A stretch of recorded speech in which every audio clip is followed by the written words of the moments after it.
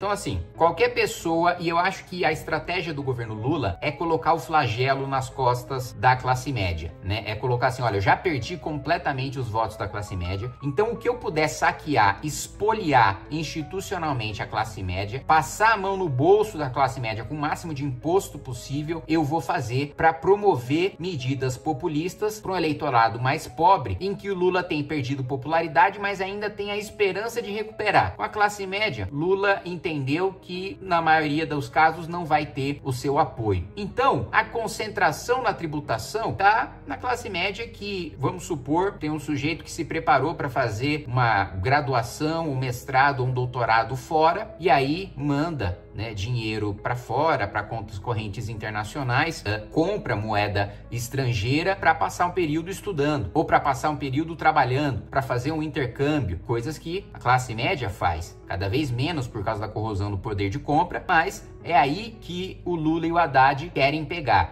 Mas assim, gente, é uma coisa tão básica, é uma coisa tão fundamental que assusta você ter um ministro da Fazenda tão despreparado, e não só um ministro, né? Um corpo técnico, porque o ministro tem que estar bem assessorado.